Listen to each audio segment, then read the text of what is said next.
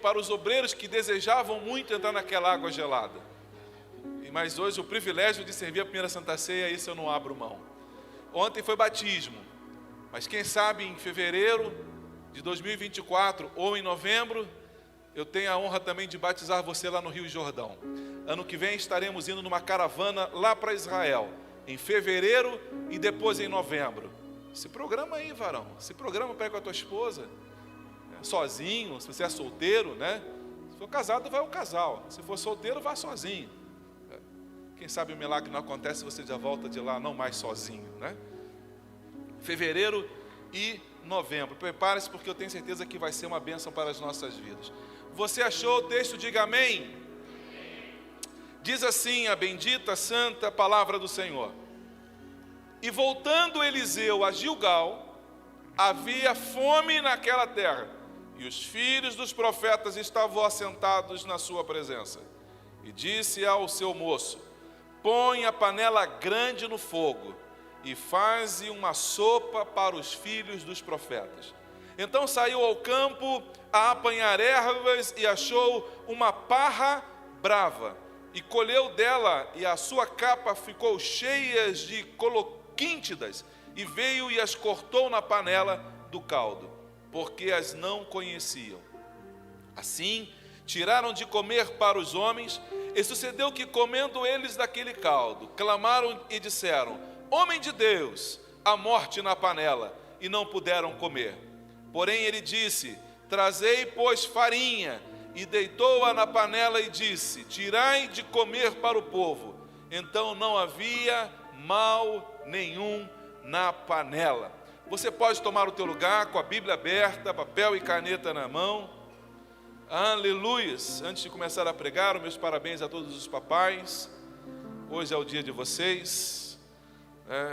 Foram aí nas churrascarias da vida, nos restaurantes, em casa. Mas o importante é estarmos juntos em família para esse tempo de comunhão. O texto que nós acabamos de ler é um texto que nos dá algumas informações muito importantes. Quando Samuel cresceu, o profeta Samuel, ele foi o responsável por montar alguns centros de estudos da palavra. Eles vão chamar de escolas proféticas. Ele montou algumas. E eu vou citar aqui pelo menos 3 escolas que Samuel iniciou. E que agora, no texto que nós acabamos de ler, é Eliseu, o profeta dessa escola profética. Ele havia criado a escola de profetas em Betel, em Jericó e em Gilgal. É claro que haviam os outros, mas eu queria citar apenas essas 3. E nesse tempo, nesse texto que nós lemos, Eliseu era o professor, era o mestre daquele centro de estudos da fé. Mas foi em Gilgal que Saul foi coroado rei. E foi em Gilgal que ele também foi rejeitado como rei. Deixa eu falar um pouquinho de Gilgal para você. Quando o povo saiu de Israel, que Moisés os levou do Egito, a Bíblia diz que eles chegaram e tiveram que passar pelo Jordão, atravessaram o rio Jordão. E o Jordão, ele sinaliza, ele marca uma nova fase na vida dos judeus, dos irmãos israelitas que saíram lá do Egito. Porque o Jordão, ele marca entre o antes e o depois. Exatamente como o batismo faz com a nossa vida. Ao batismo, nós nos tornamos novas criaturas em Cristo Jesus. E o texto diz que as coisas velhas se passaram e tudo se fez novo. O homem velho, o homem do pecado, ele sai do Egito, ele passa pelo Jordão, e quando ele sai do outro lado, ele já sai uma nova criatura. Gilgal, então, é uma terra de novos começos. Gilgal é uma terra onde vamos começar uma nova vida, uma nova história. Gilgal é a primeira cidade, depois que eles atravessam o Jordão. Então, em Gilgal, Saul é coroado rei, mas em Gilgal, ele também é rejeitado como rei. Em Gilgal, o povo de Israel é chamado por Josué para fazer a circuncisão. E a partir dali, existe uma aliança, uma nova aliança. E eles são chamados filhos da aliança. Então Gilgal, ele marca um novo tempo na vida dessas pessoas, porque Gilgal é um lugar de novos começos, e Elias queria que Eliseu soubesse disso. Nós estamos na Gilgal, você está numa terra de recomeço, Deus te trouxe a este lugar, e eu vou dizer para você hoje aqui, guarde isso e nunca mais te esqueça, a tua vida nunca mais vai ser a mesma. Essa terra é uma terra de recomeço. É aqui que o Senhor vai te abençoar, é aqui que o Senhor tem te feito crescer, é aqui que Deus tem te feito prosperar. Ah, pastor, mas aqui tem dificuldade, tem luta. Qual é a cidade que não tem luta? Qual é a cidade que não tem dificuldade? Qual é a cidade que não tem? Agora, no texto que nós lemos, inclusive, está passando fome. Gilgal, só Gilgal está passando por um período de fome. Então, passar por lutas é algo que todos nós passaremos em qualquer terra que venhamos estar. Ninguém está livre de passar por uma temporada, por uma fase difícil na vida. Ninguém está livre disso. Mas se nós estamos com o Senhor, nós não vamos permanecer na tribulação, na luta e na angústia. É só uma terra de passagem.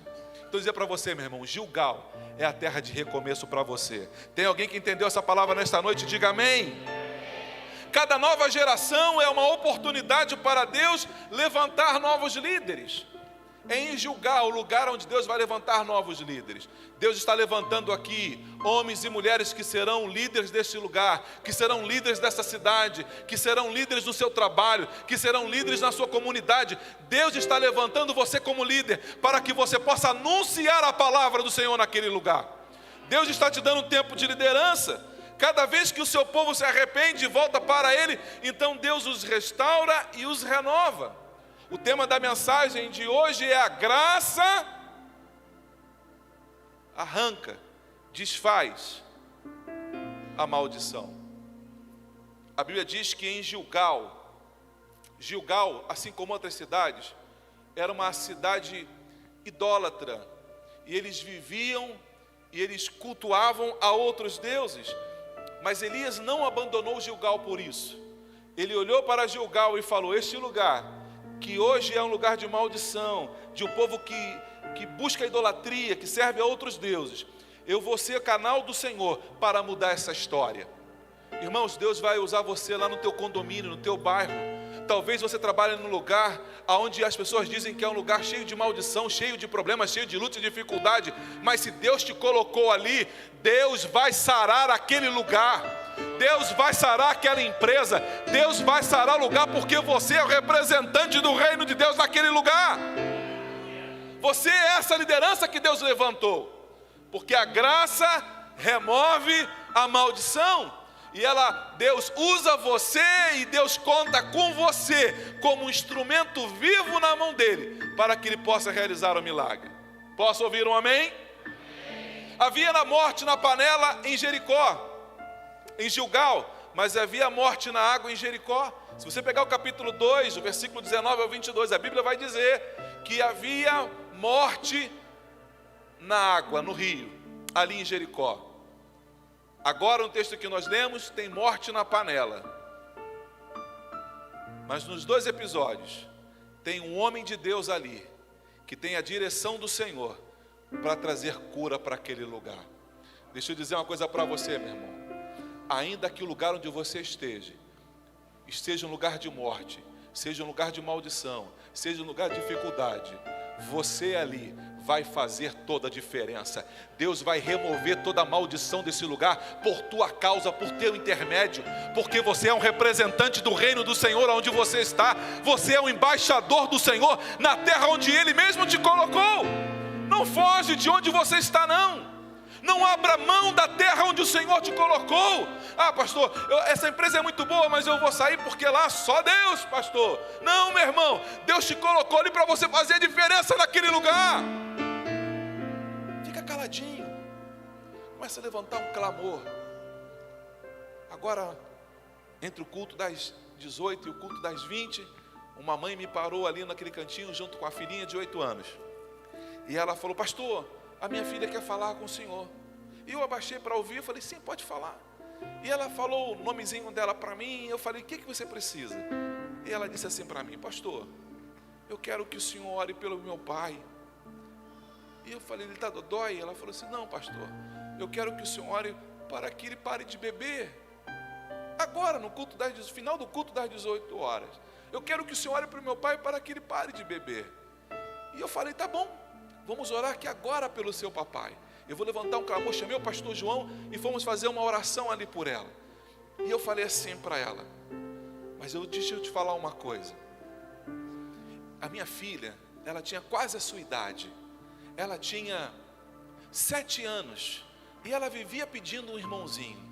E eu dizia para ela, vai orar. Eu não queria dar irmãozinho para ela naquele momento. Luciana tomava, minha esposa tomava o Diane 35. Era isso que tomava, né? O Diane 35, ou seja, ela não ia engravidar. Ela já vinha tomando remédio há bastante tempo. E toda vez que a Natália vinha falar comigo, eu dizia, ô filhinha, vai orar que Deus responde. Aí ela corria para o quarto e me dava um peso no coração. Eu falava, meu Deus do céu, ela vai orar e a Luciana não vai engravidar, porque está tomando remédio. Minha filha acho que vai perder a fé, porque ela vai orar, Deus não vai responder. Irmãos, Natália, eu passava no quarto e eu ouvia ela dobradinho, os joelhinhos dobrados na cama, e ela orava e ela dizia, papai do céu, me dá um irmãozinho, para ser meu amiguinho, para conversar comigo, me dá um irmãozinho, papai do céu. E eu ouvi aquilo, meu coração, eu segurava para não chorar, e falava, ai meu Deus, Senhor, tem misericórdia. Um dia a Luciana fala assim, não estou me sentindo bem. Eu falei, o que você tem? Não sei, vamos no médico. E aí a gente foi no médico, e chegamos lá, o médico falou, parabéns, vocês vão ser papai. Senhora, como assim eu estou tomando remédio? Ela, como assim? Um Deus no céu que ouve oração de criança. Chegamos em casa, aí falou, Natália, mamãe tem uma notícia para contar. Ela, o que foi? Oi? Ela ficou assim para a gente. Mamãe está grávida. Ela abraçou a Luciana, deu um beijo na barriga da Luciana e correu para o quarto, assim, nessa velocidade. Beijou a barriga da mãe, correu para o quarto, ajoelhou, na nossa casa era pequena, eu olhei e consegui ver as coisas, a porta estava aberta, ela se ajoelhou e ela foi agradecer a Deus pela resposta da oração dela. 7 aninhos de idade. Eu olhei aquilo e eu falei, Senhor, eu nunca mais mando essas crianças orar. Senhor, eu vou falar, me ajuda, espera um pouquinho, vai providenciar. O tempo passou, fomos fazer ultrassonografia. E quando nós voltamos, e aí a Luciana falou, ela falou, mamãe vai ser um menino. Filha, papai e mamãe não sabem, pode ser que seja uma menina, você tem que... Não, mamãe, papai do céu já falou para mim que ele está me dando um irmãozinho. Eu sei que Deus está me dando um irmãozinho. Eu falei, minha filha, não é bem assim. Olha, deixa eu te explicar uma coisa. Vamos fazer outra sonografia. E aí, então... E ela ficou, nem deu bola porque a gente falou. Fizemos lá a ultrassonografia. E quando nós viemos com o resultado, quando mostrou lá, eu falei, não acredito. E eu cheguei em casa, nós contamos em casa, né? Ela estava com a gente no dia, né? E quando o médico falou, parabéns, vocês vão ter um menininho. Ela olhou para a gente, papai do céu falou para mim. Eu contei isso para a menininha ali. E eu falei para ela assim, você vai chegar em casa e você vai começar a orar pelo seu pai. Senhor, toca na vida dele. Senhor, tira esse desejo pelo álcool. E eu tenho certeza de que o Senhor já está operando milagre na vida daquele homem, para que a fé daquela criança possa se fortalecer, porque ela está em treinamento. Meu irmão, minha irmã, hoje aqui é uma escola de profetas na Palhoça. Você está sendo treinado pelo Senhor para você fazer proezas. Você está sendo treinado nessa escola de profetas para você fazer coisas extraordinárias em Cristo Jesus.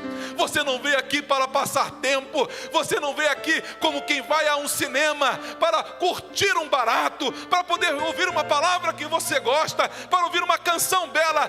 Não! Deus te trouxe aqui porque Ele está te preparando para um novo tempo que Ele já determinou na sua vida. Você é um profeta de Deus. Você é uma profetisa do Senhor.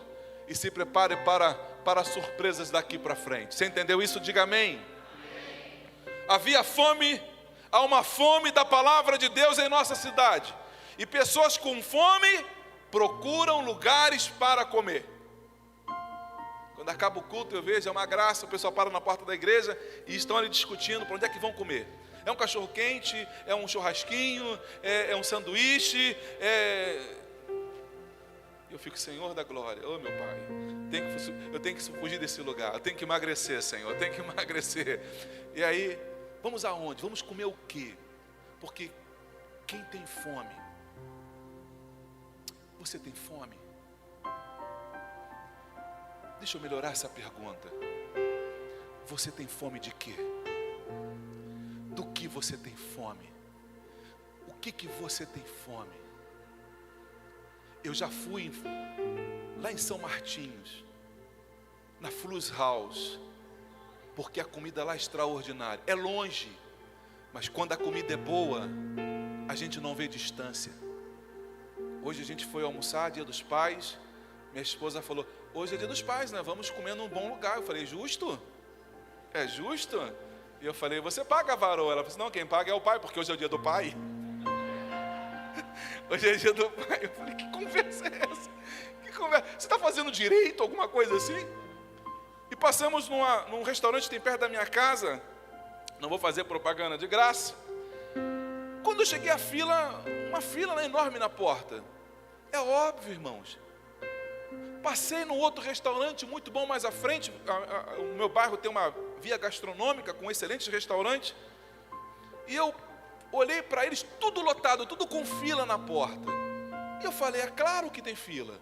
Por que tem fila? Porque a comida é boa. Comida é boa. Quando você passa num restaurante, numa data como essa, que não tem fila, desconfie. E eu não pensei. Parei o carro e tinha um restaurante daqui que eu ficava paquerando de longe, né? Eu falava, um dia, quem sabe, hoje é Dia dos Pais, eu vou comer ali, né? E aí eu parei, não tinha fila, o único que não tinha fila. Eu falei, meu Deus, providencial esse negócio. Não tem fila. Parei o carro e fui rapidinho. E nós entramos e comemos. E eu saí nessa alegria que você pode ver. Deixei o meu fígado. E já deixei empenhado também o olho esquerdo. E eu falei, meu Deus amado, eu paguei uma fortuna e não fiquei satisfeito com o que eu comi. Claro! Já tinha um anúncio antes para mim, não tinha fila. No Dia dos Pais, um restaurante que não tem fila. Todos os outros tinham fila, aquele não tinha fila. É porque alguma coisa tinha naquele lugar. Esses dias eu cheguei na igreja, e eu estou aqui na porta, e eu vejo um desespero dos diáconos. Correndo para cá, correndo para lá com cadeira. O pastor João vai ficar com o cabelo tudo branco bem rapidinho. Porque eu comecei a delegar as coisas para os irmãos da igreja. A partir de hoje você faz isso. Eu não quero nem mais pensar nesse negócio. Eu vou relaxar. Eu só quero vir pregar. Eu não vou mais me ocupar dessas coisas para fazer meu cabelo ficar tudo branco. Não vou mais fazer isso. A igreja estava lotada. Pessoas em pé, pessoas sentadas na escada lá atrás, cheios de lugar. Cheios de pessoas procurando lugar. E Deus falou para mim hoje, o povo está vindo porque tem comida saudável neste lugar.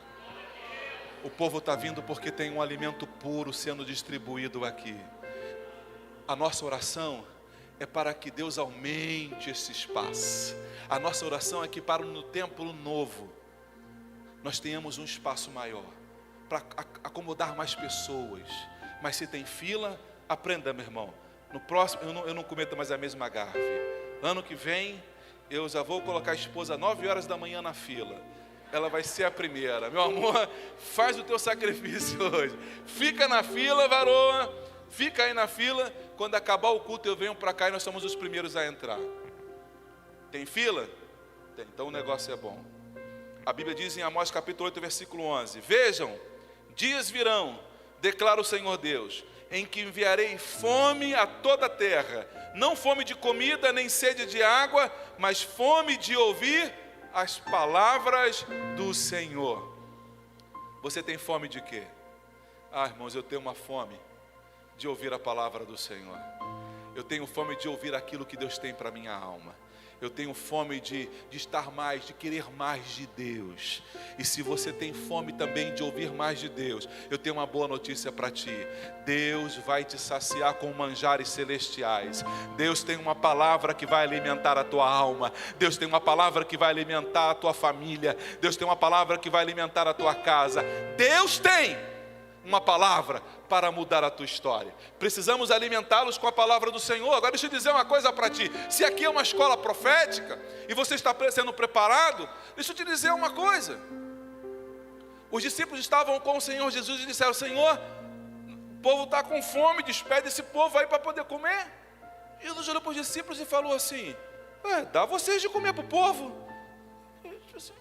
Como assim dá de comer? Não tem pão, não tem nada, não tem padaria aqui, não tem dinheiro, não tem recurso. Como é que dá e vai de comer? De repente apareceu lá um pãozinho, um peixinho. Jesus vai lá e pega aquilo, manda o povo sentar. Botou o povo sentado, chamou os discípulos, fez uma oração e começou a partir pão e partir peixe. Encheu o primeiro cesto e falou: Mateus, toma aqui, distribui para o povo, Mateus. Mateus pegou o cesto de pão e peixe e saiu distribuindo para um grupo. Continua enchendo o cesto, o outro cesto. Quando acabou de encher, Levi, toma aqui, vai distribuir pão e peixe para o povo.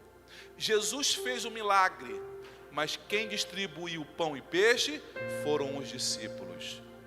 Deus vai fazer o milagre, mas quem tem que distribuir isso são vocês. É você que Deus quer usar como esse instrumento vivo para levar pão, para levar o alimento puro a essas famílias que estão morrendo de fome. Que fome é essa, pastor? Fome de ouvir a palavra do Senhor. Você está sendo preparado para isso? Diga amém. Eu estou sendo preparado. O texto diz que havia fome aonde? Naquela terra. Diante do problema, esteja disposto para ouvir o que o homem de Deus tem para te falar. O texto começa dizendo que havia fome em Israel, em Gilgal. Não era fome em todo Israel. O texto não está dizendo que havia fome em todo Israel. Está dizendo que havia fome apenas naquela terra, ou seja, em Gilgal. Havia fome naquele lugar. O profeta já sabe que a cidade está passando por uma crise. A cidade está passando por uma luta. A cidade está passando por uma dificuldade. E nós mesmos em Gilgal podemos passar por dificuldades e por lutas.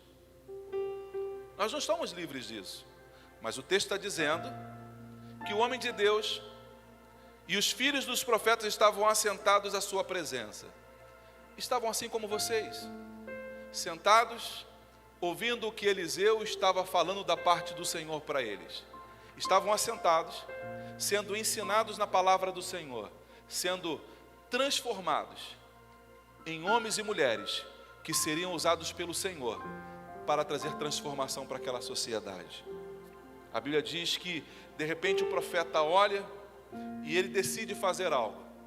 Ele fala assim: olha, chamou um dos seus discípulos e falou: vem cá, acende o fogo, bota a panela no fogo e começa a fazer uma sopa. Mas o texto não começou dizendo que havia fome em Gilgal? O texto não começa dizendo que havia fome naquele lugar? Há fome em Gilgal, mas na casa do Senhor há fartura de pão.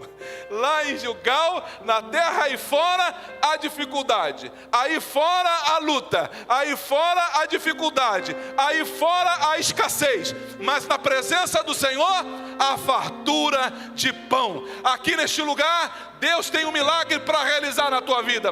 Aqui neste lugar, você não vai passar fome, não vai passar necessidade, porque o Senhor tem uma palavra de vitória na tua vida. Eu posso ouvir um amém? Havia fome na terra, mas na casa de Deus havia provisão.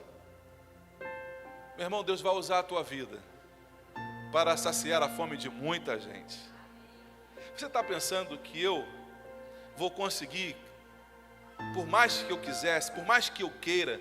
Você acha que sou eu que Deus vai usar para conquistar a palhoça para o reino? Negativo. São vocês. A visão que Deus me mostrou foi línguas de fogo distribuída em toda a palhoça. Em toda a palhoça. Então significa dizer que Deus vai te usar lá no teu bairro, lá na tua rua, lá na tua servidão, lá no teu condomínio, lá no teu trabalho. Deus vai começar a fazer algo tão extraordinário na tua vida, que as pessoas vão ter curiosidade de perguntar para você, o que aconteceu que você mudou tanto? Ontem nós recebemos um convite para tomar café na casa de uns irmãos que estão vindo para a nossa igreja. Eles eram de Biguaçu, mas moram aqui na Palhoça, e aí me chamaram para tomar um café na casa dele, e eu falei, aleluia, nós vamos sim. Então fica à vontade, se quiser chamar o pastor para tomar café, o pastor vai, o pastor é muito humilde, ele vai tomar café, pode chamar.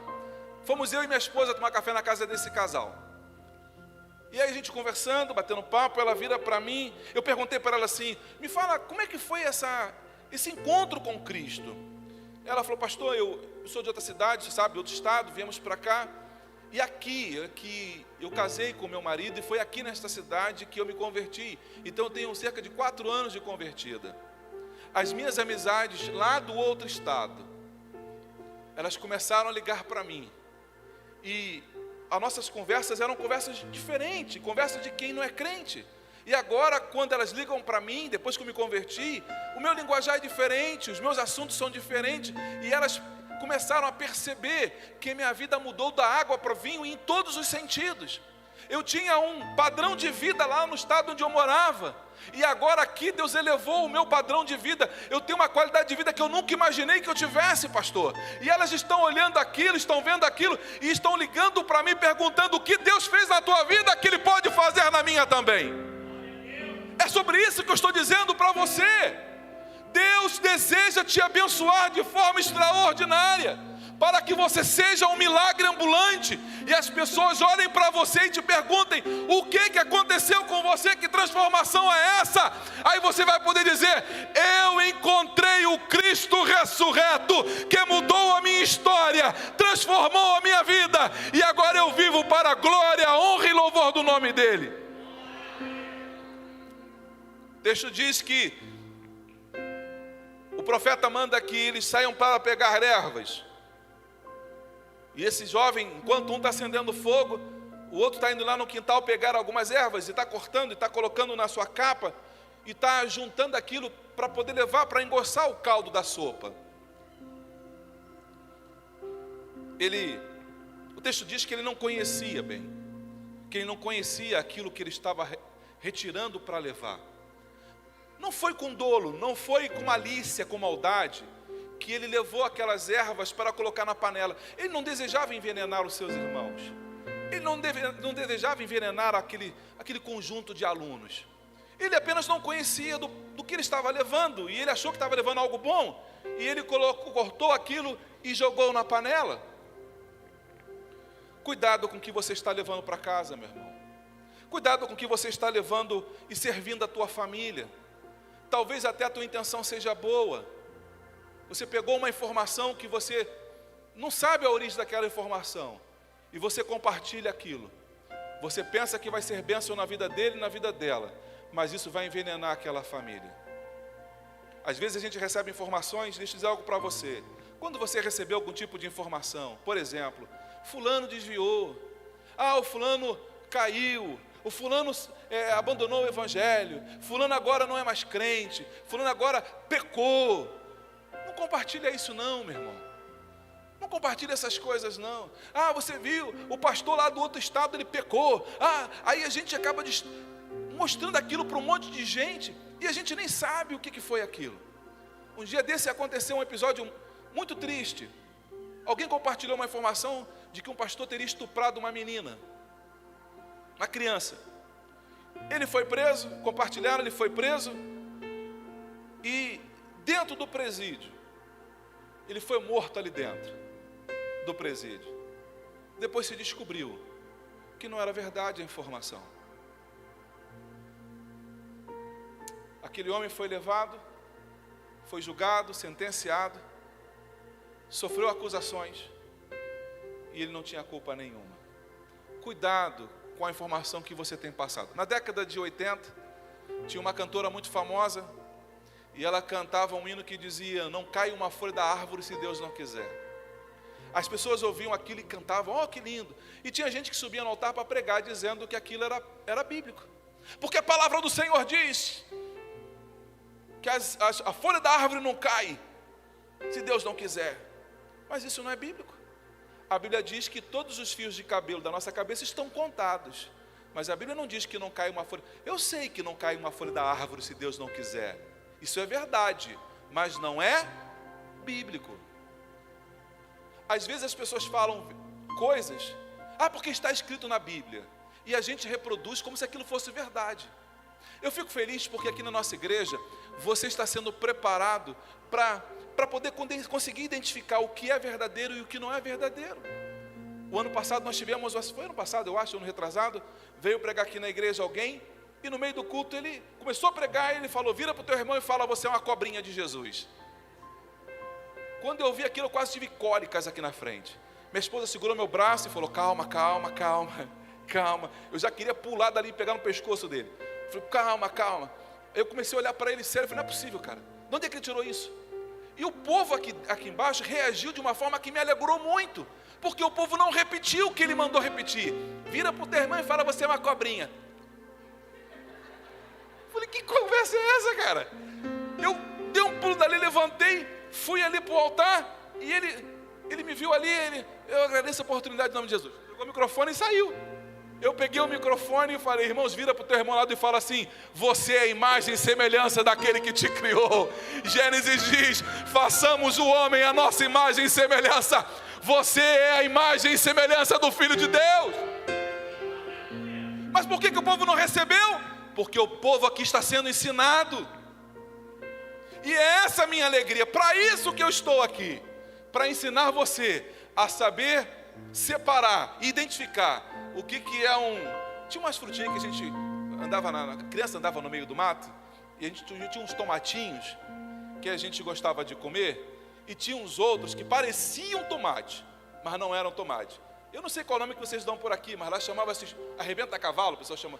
É isso mesmo? E quando a gente via alguém que queria comer, gente, não come, isso é veneno, cara, não come isso, pelo amor de Deus. Mas se parecem.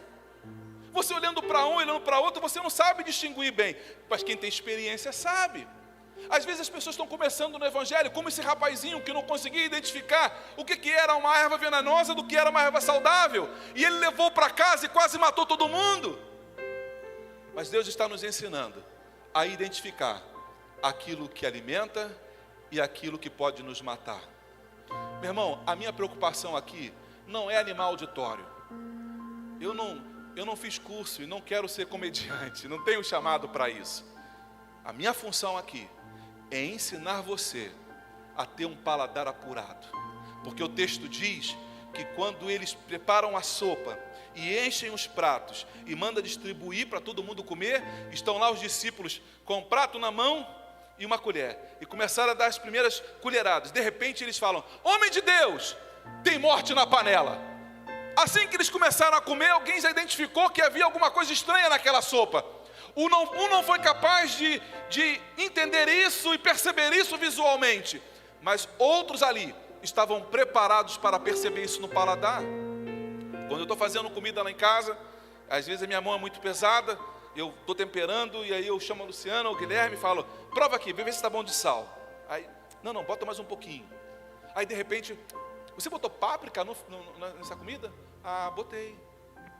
Conseguiu identificar páprica no meio da comida? Uau! Você colocou orégano?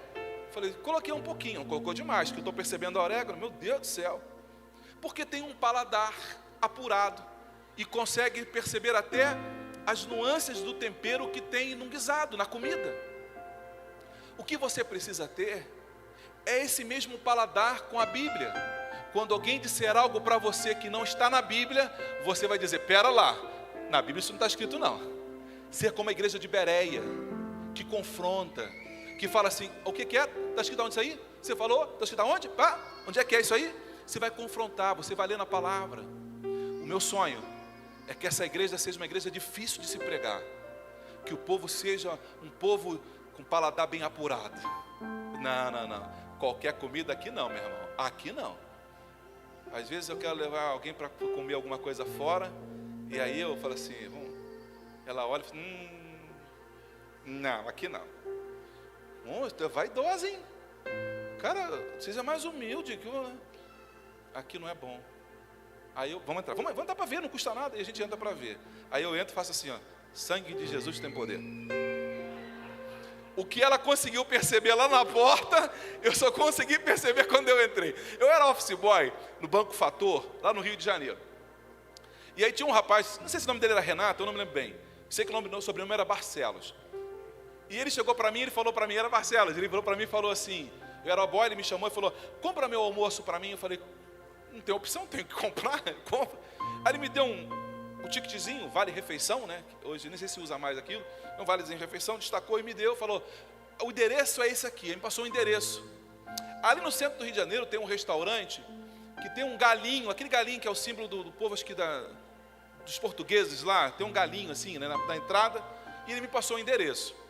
E eu peguei o endereço e eu fui sair desci ali na 7 de setembro, virei para aqueles becos ali, umas ruas pequenininhas, é o centro histórico. E eu olhei e falei, gente, a rua é essa aqui. Mas que lugar esquisito. Aí eu olhei o número é esse aqui. E vi o galinho de Barcelos pendurado na porta assim, né? Eu falei, cara, será que é aqui? O cara tem dinheiro, ele é operador de pregão da Bolsa de Valores. E o cara, falei, Jesus, tá bom. Quando eu cheguei na escada, aquela escada de madeira comprida que ia toda a vida, parecia a escada do céu. Ia toda a vida. Eu falei, caramba, nem elevador tem nesse bagulho. Aí quando eu botei o pé na escada, a escada... Eu falei assim, meu Deus, aqui é uma assombração esse lugar, o castelo mal assombrado. Eu comecei a subir, quando eu cheguei lá em cima, eu vi um salão quase do tamanho da nossa igreja. Com algumas cadeiras, mesas, umas mesas com umas toalhas vermelhas e brancas quadriculadas. Eu falei, Jesus da glória. Aquele ventilador que girava uma vez. Eu falei, meu Deus, o que esse negócio está fazendo? Esse negócio nem ventila, nem mosca esse negócio tira do lugar. Aí eu cheguei e fiquei assustado. Eu falei, Jesus, que lugar é esse? Eu fiquei pensando, será que ele não errou o endereço?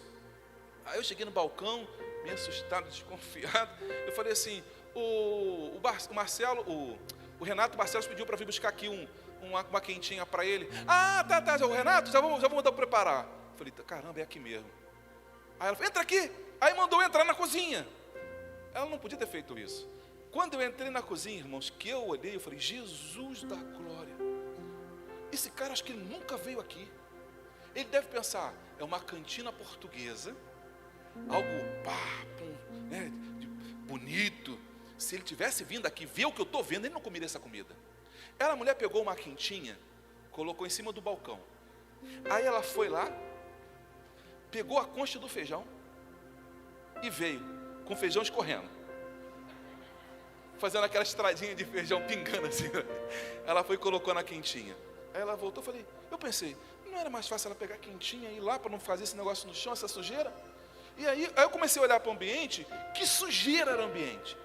Ela foi lá, pegou uma espumadeira, enfiou na panela do arroz e vê aquela crosta, aquele negócio assim, parecia um tijolo, um cuscuz, sei lá que parecia aquele negócio. Ela veio e jogou na quentinha. Eu falei, Jesus da glória. Esse cara, será que esse cara sabe o que ele vai comer, cara? Ela foi lá e pegou macarrão, jogou dentro da quentinha. Falei, minha esposa viesse aqui, ela dá um treco, misturou carboidrato, macarrão com arroz. Ela ia falar, meu Deus, para que isso, uma coisa ou outra? Mas ela não estava lá na hora. Aí ela foi lá, eu falei, agora falta carne. Irmãos, com todo o temor que eu vou dizer isso, tinha uma tábua de carne e um pedaço de perna de 3, de caibro, grosso assim, em cima dessa tábua de carne, no balcão, assim, embaixo no balcão. Ela foi lá e pegou aquilo, veio, trouxe, colocou em cima do balcão, pegou uma faquinha de serra e começou, eu falei, que isso? Aí eu descobri que aquilo era carne assada. Eu falei, Jesus da glória, eu fiz até o sinal da cruz. Eu falei, cara, esse cara vai comer esse negócio? Ela cortou uns 2 pedaços, colocou na quentinha, pegou um caldo lá que estava na panela lá, jogou por cima, fechou, botou e com um sorrisão, me entregou. Eu falei, Jesus, já deve estar muito feliz mesmo, porque consegui vender, apesar desse lugar. Eu fui lá, entreguei para ele a quentinha e ele comeu com gosto. Eu falei, eu nunca comeria essa quentinha, nem me pagando. Às vezes, se você entrasse no lugar para ver a comida que vão te servir, talvez você nem comesse nesse lugar. Agora, é novo para nós, é novo. Com esse chat LGBT, acho que o nome é esse, GPT, o chat GPT, você chega ali e fala assim: preparar um sermão que fale sobre não sei o quê. 20 minutos, meia hora, 40 minutos de sermão.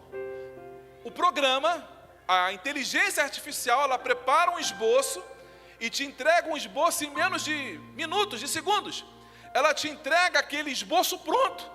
Aí o cidadão pega aquele esboço pronto e ele fala: pronto, agora eu já posso pregar na igreja. E aí ele vai pregar aquela mensagem que a inteligência artificial fez para ele. Não teve tempo de oração, não jejuou para aquilo, não leu a Bíblia, não orou, não pediu ao Senhor uma palavra, mas está entregando para a igreja qualquer coisa. O alerta de Deus para a minha vida e para a tua vida hoje é: cuidado com o que você está comendo. Alguém aqui já teve intoxicação alimentar? Comeu um peixe que estava passado, uma ostra que estava estragada, um berbigão, um mexilhão que você comeu.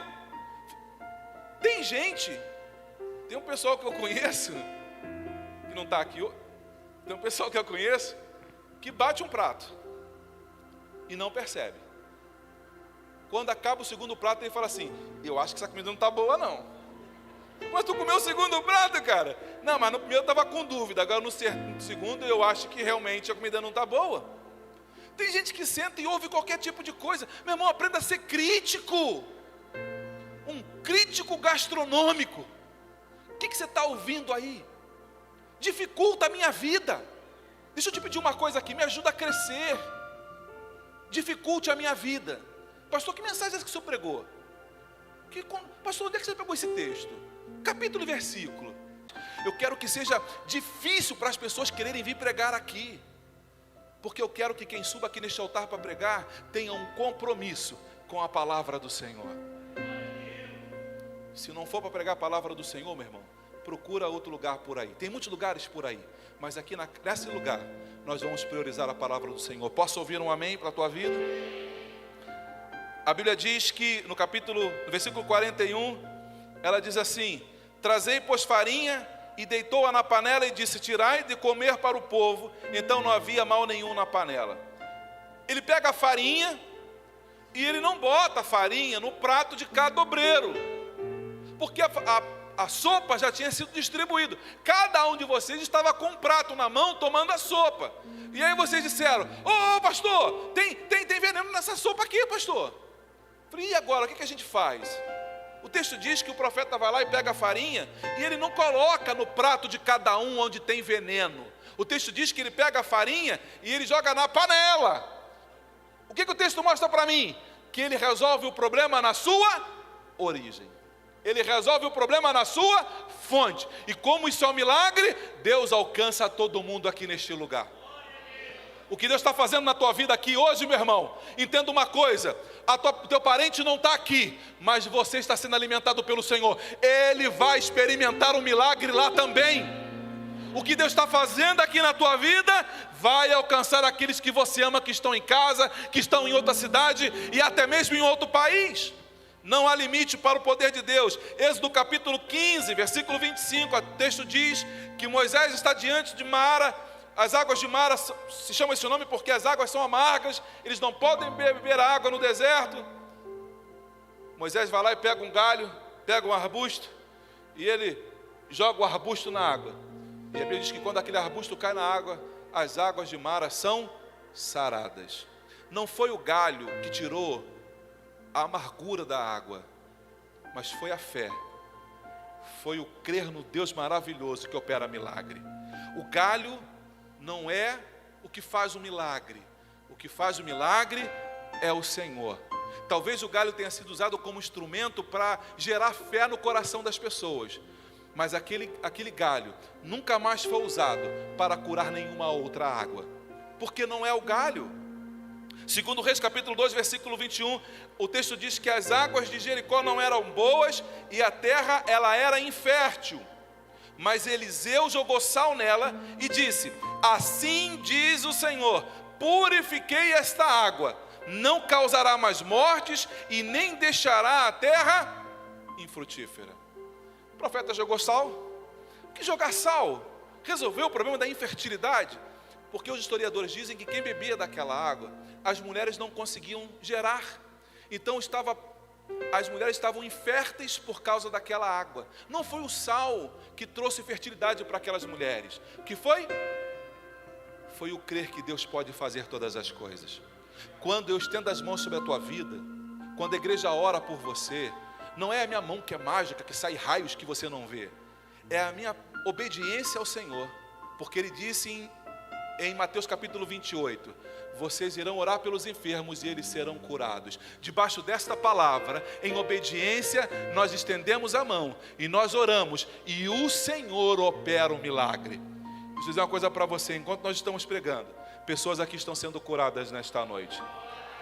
E eu quero pedir para você que foi ao médico esses dias e fez um exame, e o médico disse coisas que você não gostou, disse que você estava enfermo, disse para você que não tinha mais jeito. Eu quero te incentivar a crer nesse Deus que opera milagre, que faz o extraordinário no meio do seu povo, para que você viva o sobrenatural do Senhor. A Bíblia diz, em 2 Reis, no capítulo 5, versículo 10, que Naamã era leproso, a lepra por debaixo do seu uniforme, e ele vai até o profeta nem recebe, manda um recado para ele, dizendo, vá no Jordão e mergulhe 7 vezes. As águas do Jordão não são milagrosas, o milagre está na obediência. O milagre vem na obediência. O texto diz que ele vai lá e mergulha 7 vezes. E quando ele levanta da 7ª vez, a pele dele está totalmente restaurada. João no capítulo 6, versículo 9. O ceguinho está diante de Jesus. Ele deseja ser curado. Jesus então dá uma cuspida no chão. Você ficaria nessa fila para ser curado? Jesus pega o cuspe no chão, mexe com a areia, vem cá, ceguinho, e tasca aquela meleca, aquele negócio no olho do cego, esfrega, agora vai no tanque lá lavar esse rosto, né, rapaz? Vai lá lavar. O ceguinho vai lá no tanque, e ele chega lá, quando ele lava o rosto, que tira aquilo do rosto, dos olhos, ele começa a enxergar. Então, por causa disso, eu vou fazer a igreja do cuspe sagrado. O próximo culto de quinta-feira, vamos mudar o nome da nossa campanha. Será a Quinta da Cusparada. Vamos fazer uma fila aqui. Vou pegar todos os nossos obreiros. Eles vão fazer uma fila aqui na frente. Eu já vou mandar comprar garrafinhas d'água para ter cuspe em abundância. E nós vamos cuspir todo mundo para que... Já pensou, meu irmão? Que loucura! Não é o cuspe que cura, pelo amor de Deus. É o crer na palavra do Senhor, que será feita assim como o Senhor disse que faria. É isso que promove a cura. É isso que traz o milagre do Senhor. Mas o texto diz para mim, e eu quero terminar aqui, que eu e você fomos chamados para a mesa do Senhor. Na mesa do Senhor você pode comer tranquilo, porque não tem comida envenenada. Aliás, a comida que é servida pelo Senhor é um maná que desce do céu. É uma palavra pura, genuína, que vai alimentar a sua alma. A Bíblia diz que quando o profeta acordou, tinha um pãozinho do lado da cabeceira dele. E ele comeu aquilo. O anjo falou, come, porque com essa comida você vai caminhar 40 dias e 40 noites. Então, meu irmão, o alimento que Deus tem para você te dá uma força sobrenatural que você não encontra nesta terra. Deus está fazendo algo extraordinário aqui neste lugar, nesta noite. A graça, ela remove a maldição. A farinha removeu o veneno da panela. Cristo na cruz do Calvário, Ele removeu toda a maldição que havia sobre a minha vida e a sua vida. Quando Cristo se entregou por mim e por você, e Ele foi crucificado na cruz, Ele pegou toda a acusação, toda a palavra de maldição que havia sobre mim, e Ele cravou aquilo na cruz, e disse, a partir de hoje, Ele não é mais um amaldiçoado, a partir de agora, você é um abençoado pelo Senhor. Deuteronômio capítulo 30, versículo 19 diz, que ou nós somos abençoados, ou nós somos amaldiçoados, mas não somos as duas coisas. É impossível você ser ao mesmo tempo abençoado e ao mesmo tempo ser amaldiçoado. Deuteronômio manda você escolher. Escolhe se você quer ser amaldiçoado ou ser abençoado. Como assim, pastor? Se você decide seguir a Jesus, você está decidindo pela vida. É o que diz o texto ali. Escolhe, pois, a vida para que vivas. Então, quando você entrega a sua vida para Jesus, você está dizendo: Senhor, eu quero que Tu retires da minha vida toda maldição que possa haver. E o Senhor retira todas. Isaías capítulo 61, versículo 9 diz que nós seremos reconhecidos como um povo abençoado. Sabe como é que você vai ser reconhecido? Como um homem abençoado. Sabe como é que você vai ser reconhecida? Como uma mulher abençoada. É assim que as pessoas vão reconhecer a sua vida. Números capítulo 23 e 23 conta que Balaão foi chamado por Balaque para amaldiçoar o povo. Balaão subiu e falou: o que você quer? Eu quero que você amaldiçoe esse povo aí embaixo. Cara, eu vou ter que consultar o Senhor Deus. Balaão vai lá no Senhor e consulta. E Deus fala assim: Balaão, você não pode amaldiçoar esse povo. Por quê, Senhor? Porque eu já abençoei esse povo. E contra Jacó não vale encantamento. Não tem como você amaldiçoar um povo que eu, o Senhor, já abençoei. Deixa eu falar algo para você nesta noite. Não tem como você ser amaldiçoada por outra pessoa, porque você já foi abençoado por Deus. Não tem. Eu vejo muito crente me procurando: ai, pastor, fulano jogou uma praga na minha vida, pastor. Eu falei assim: e o que tem isso? Ah, pastor, mas ela... Meu amigo, minha irmã, meu irmão, você é um abençoado do Senhor. É impossível que uma palavra de maldição caia na sua vida, porque você é um abençoado do Senhor.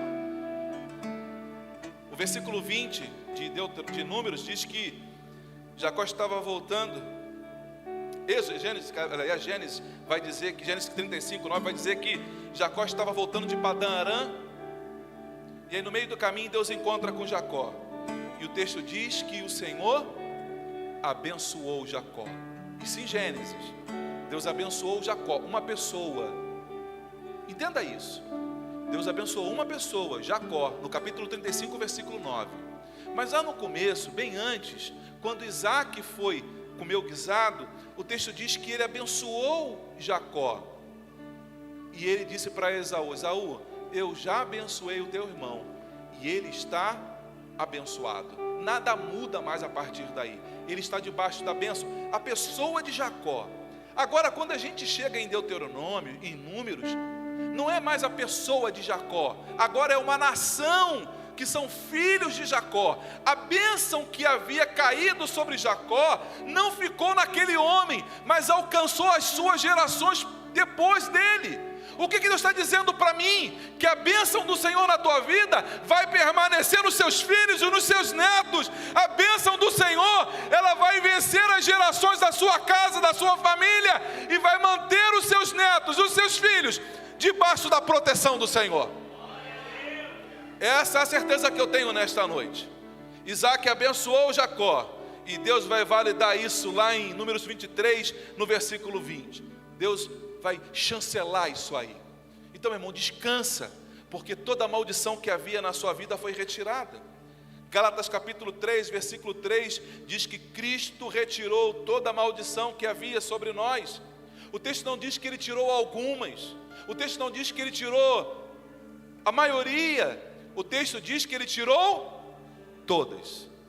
Então deixa eu te lembrar mais uma vez: não há nenhuma maldição sobre a tua vida, porque a tua vida já foi abençoada pelo Pai da eternidade.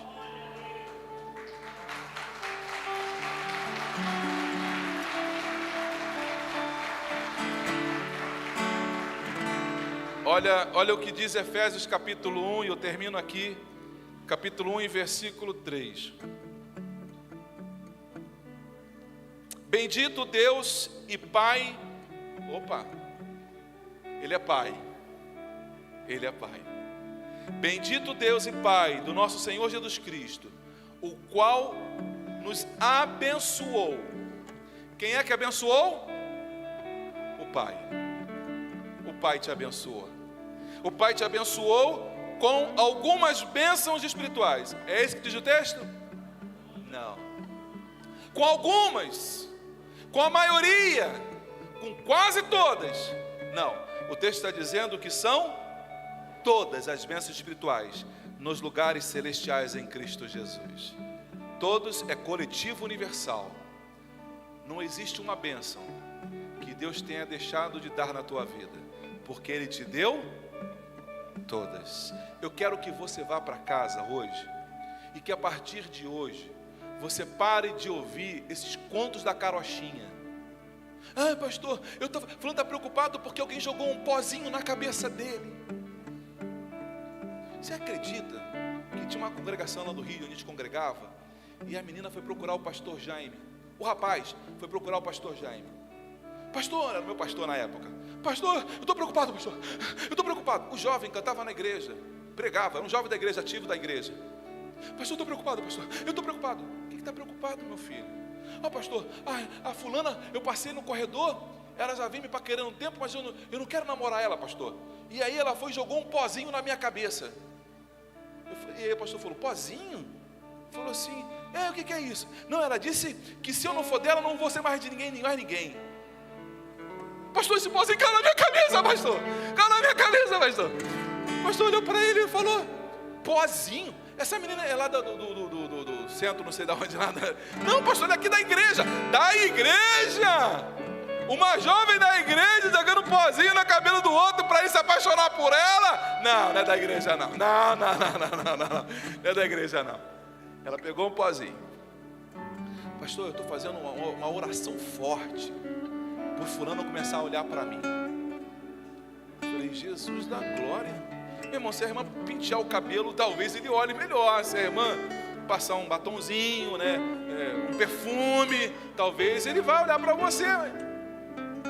Aquele jovem ficou desesperado porque ela jogou um pozinho. É claro que o pastor teve que chamar a menina para conversar com ela, né? Minha filha, onde é que você aprendeu esse negócio? Não, porque minha prima falou que se eu pegar esse pozinho aqui que ela trouxe não sei de onde lá e jogar, ele vai se apaixonar por mim, pastor. É um ato profético. Sai em nome de Jesus, o demônio da mentira. Quer um ato profético que não costuma não falhar? Faz um quindim para ele. Funcionou comigo. Não precisa de pozinho mágico. Faz um quindim lá para ele. Vai que, tudo bem que depois que casa nunca mais faz quindim, mas faça alguma coisa para agradar.